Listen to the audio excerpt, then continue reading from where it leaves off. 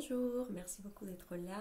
Aujourd'hui, j'aimerais parler de l'importance de comprendre comment fonctionne notre psyché et comment fonctionne notre univers émotionnel et comment fonctionne aussi notre univers physique, matériel. Parce que tout commence de là-haut et ça descend jusqu'à ce niveau plus dense qui est la matière.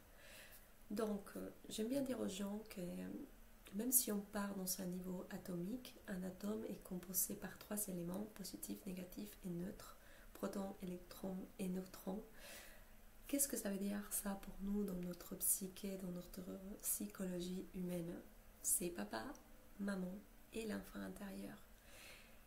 Nous sommes l'expression de ces trois archétypes, on le veuille ou pas, on soit conscient ou pas. Nous allons principalement et basiquement jouer ces trois rôles ou fonctionner à travers ces trois aspects parce que nous sommes des êtres trinitaires essentiellement. Donc c'est très important de comprendre que dans notre chemin d'évolution, nous avons déformé ces trois archétypes essentiels qui étaient initialement bien exprimés, qui étaient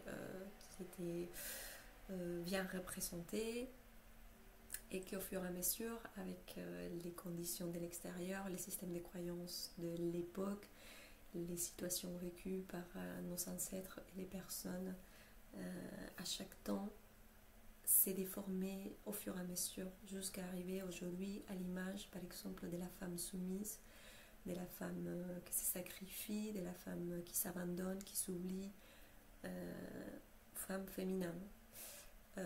Ou l'homme qui est un guerrier, qui est un colonisateur, un déprédateur, qui va briser n'importe qui pour accomplir ses objectifs, qui est complètement déconnecté de sa sensibilité pour atteindre ses objectifs.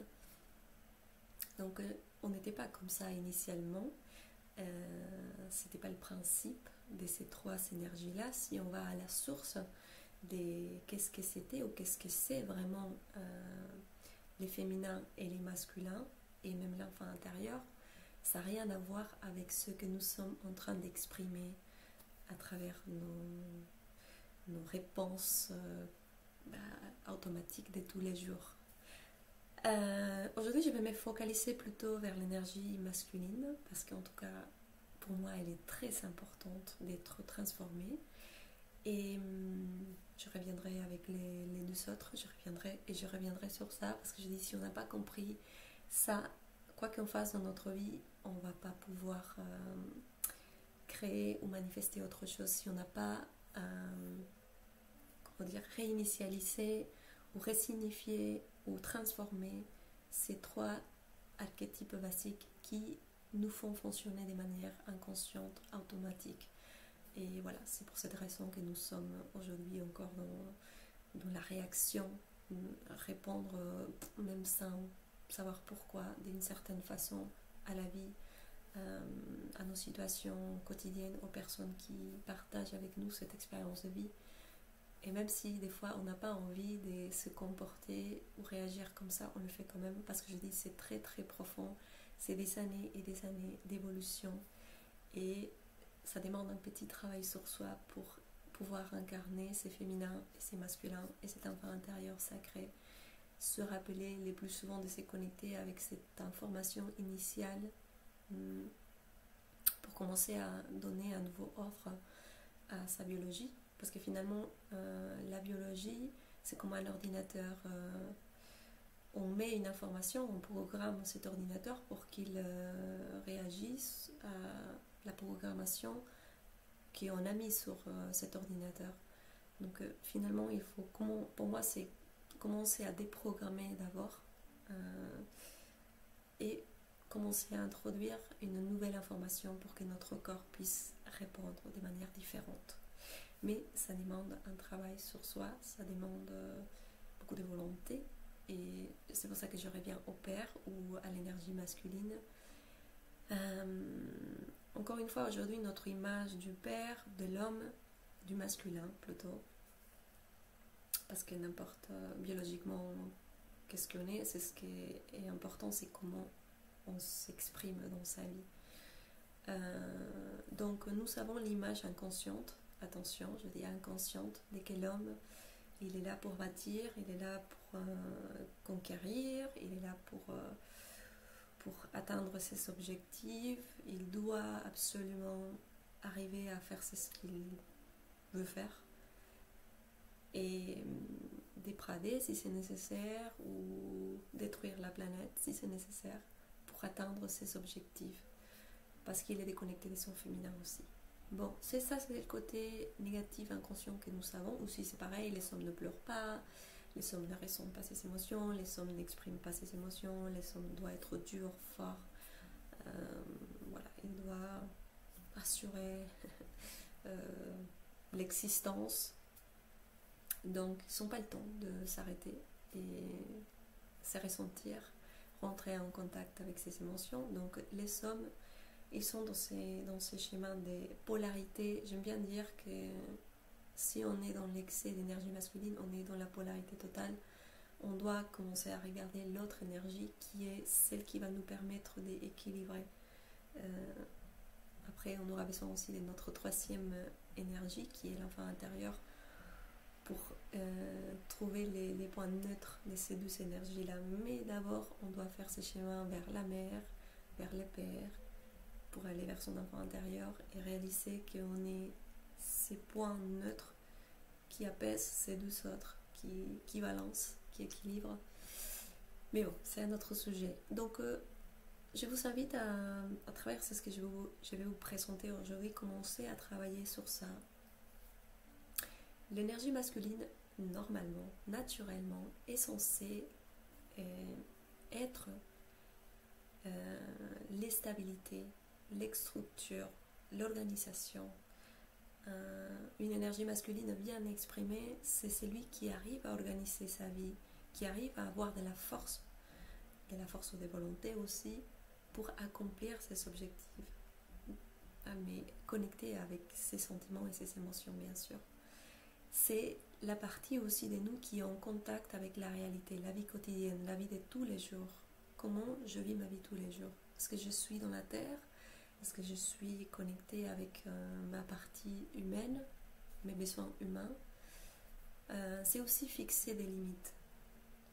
Beaucoup de personnes aujourd'hui viennent à moi et me partagent que la partie la plus difficile à travailler par rapport au masculin, c'est fixer les limites, c'est dire non.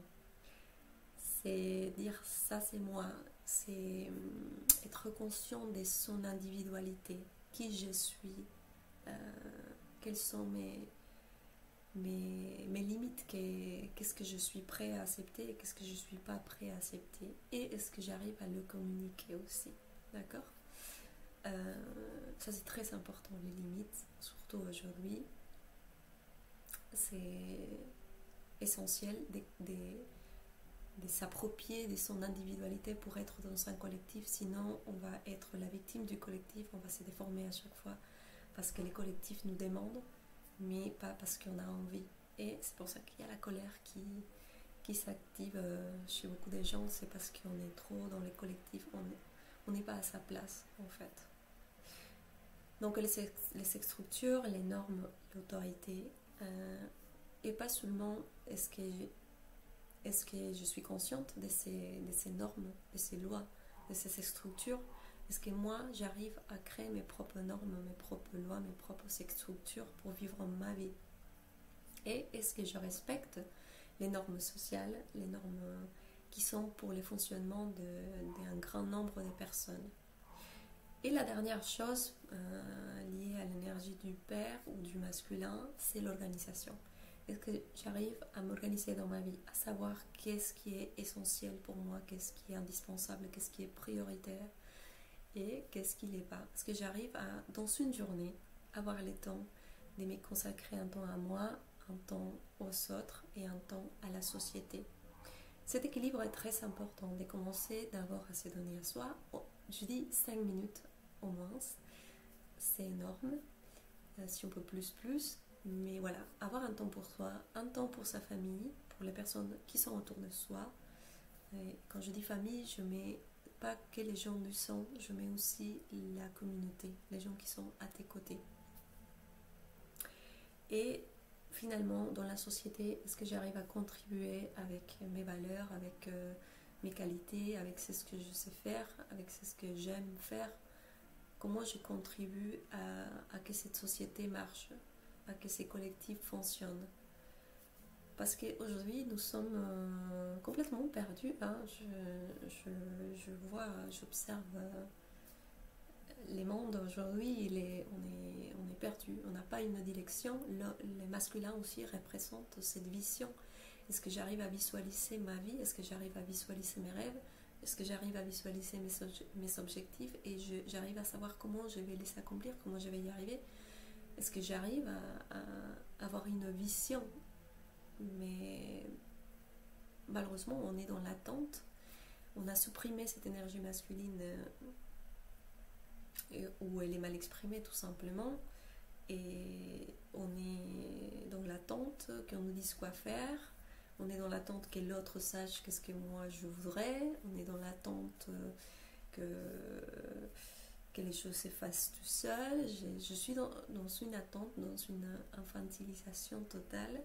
Si j'attends que ma vie se réalise à travers les autres, il ne va rien se passer. Surtout aujourd'hui, si je ne mets pas en mouvement ma propre énergie, si je ne mets pas en mouvement tous mes outils, que pour moi c'est ma conscience, c'est mon aspect mental, c'est mon aspect émotionnel et c'est mon aspect physique, si je ne mets pas en mouvement tout ça, ta vie ne va pas changer, tu ne vas rien faire, tu vas continuer à être la victime du collectif.